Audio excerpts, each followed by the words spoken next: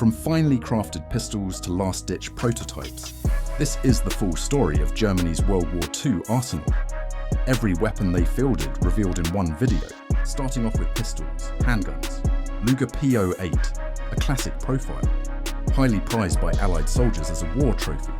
It was renowned for its craftsmanship but was complex and costly to manufacture. Walther P38, designed to replace the costly Luger.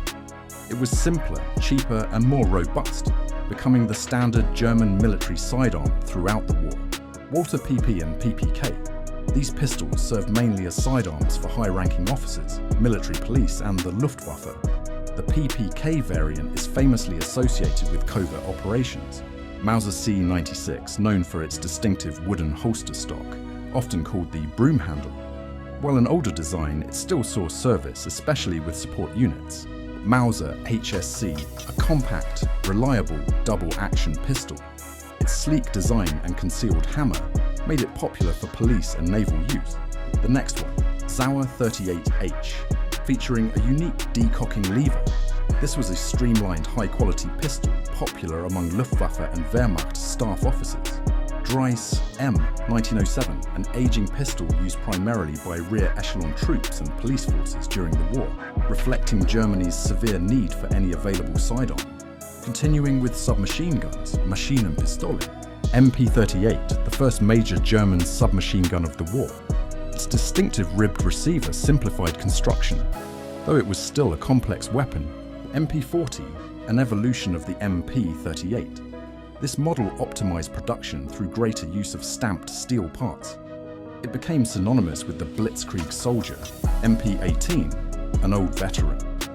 This was the world's first true submachine gun. It was used heavily in World War I, but still issued to some garrison units in the 1940s. MP28, a refinement of the MP18. This model featured a 30-round box magazine and was a common weapon in the early years of the conflict. Then MP34, primarily an Austrian design adopted by the SS. It was beautifully machined but extremely costly to produce, leading to its eventual phase out.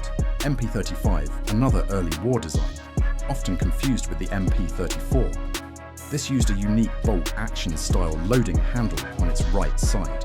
Next, EMP44, a late war, desperate attempt at simplification. This was a crudely stamped weapon, using the minimal amount of high-quality components. The next one, MP3008, Germany's final desperate submachine gun. A direct cheap copy of the British Sten gun, built rapidly during the final months of the war. Next on the list is rifles and carbines. Kar98K, the standard issue German rifle for the entire war. A reliable, high-quality bolt-action workhorse that served on every front. 98 rifle, the predecessor to the Kar98K. It was longer, but still saw widespread service, especially with reserves and rear line units needing armaments. Rifle 3340T, a shorter, lighter rifle adapted from Czech designs. It was the preferred weapon of mountain troops, or Gebirgsjäger, due to its size. Then, 41 rifle M&W, Germany's first attempts at a semi-automatic infantry rifle. Both the Mauser M and Walther W versions were notoriously complex and unreliable in combat. 43 rifle, a much more successful semi-automatic design. It utilized reliable gas components similar to the Soviet SVT rifle, making it robust and effective. Assault Rifle 44, arguably the first true assault rifle. It introduced the intermediate cartridge concept, providing manageable automatic fire at medium ranges. Fallschirmjägergewehr 42, a revolutionary, highly versatile weapon designed specifically for paratroopers.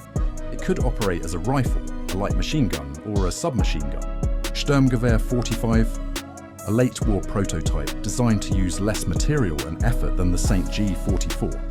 Its delayed blowback system influenced post-war weapon development greatly. People's Assault Rifle 15, part of the desperate final war effort. These were extremely simplified, crudely built semi-automatic rifles issued to the Home Guard or Volkssturm. Next up, machine guns.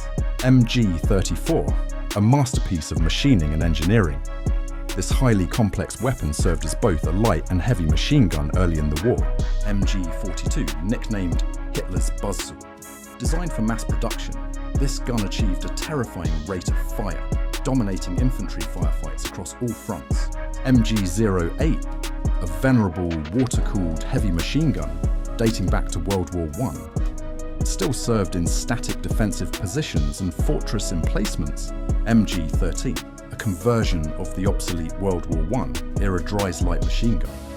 It was used primarily for training or by secondary garrison units. MG-15, originally designed as an aircraft gun for bombers.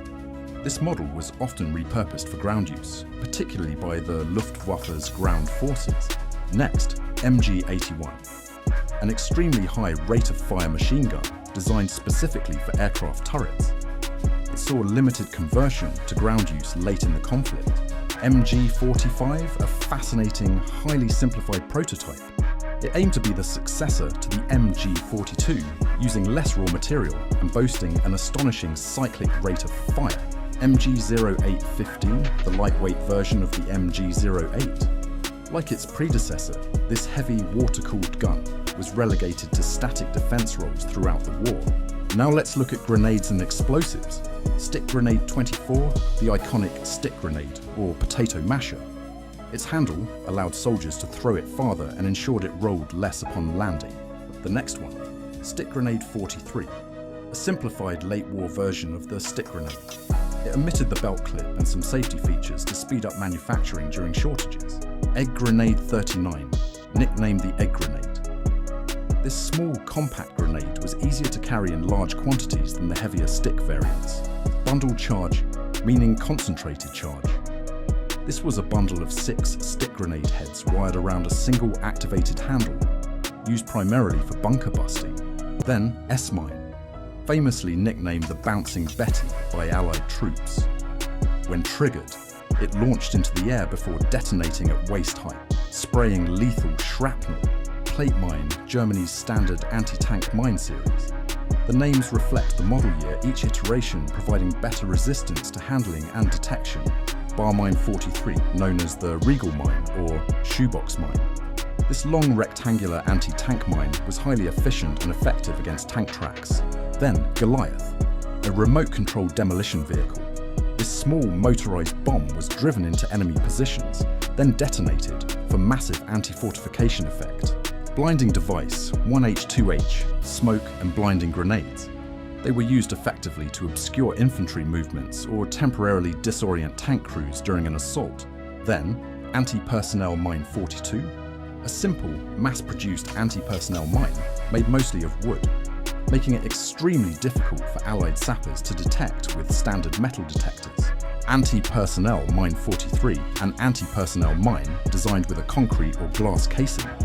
This further complicated the mine-clearing process for invading forces. Concrete Mine 43, essentially a concrete-cased mine. This low metal content design was yet another effort to defeat standard metal detection equipment in the later stages of the war. Then Fragmentation Ring, a simple metal accessory that could be fitted to stick grenades. It significantly increased the shrapnel and fragmentation effect upon detonation. Molotov Cocktail, a simple incendiary bottle or Molotov cocktail, used by Volkssturm and desperate soldiers against armoured vehicles when specialised anti-tank weapons were unavailable. Finishing off with knives and bayonets, Bayonet 98K, the standard issue bayonet for the Kar 98K rifle. Every German infantryman was trained in its use and carried one as essential gear. Next, Bayonet 42, a late-war, multi-purpose bayonet knife. It was designed to function both as a combat knife and a handy wire cutter, increasing its utility. Combat knife. 42, a specialised double-edged fighting knife introduced late in the war for close-quarters combat needs. It was issued primarily to specialised troops. Aviator's folding knife, the gravity knife carried by Fallschirmjäger or paratroopers. It was used primarily for cutting parachute lines if tangled or for general utility. SG-84, a simplified emergency bayonet produced during the war. It minimised material usage while maintaining essential close-quarters fighting capability for the troops.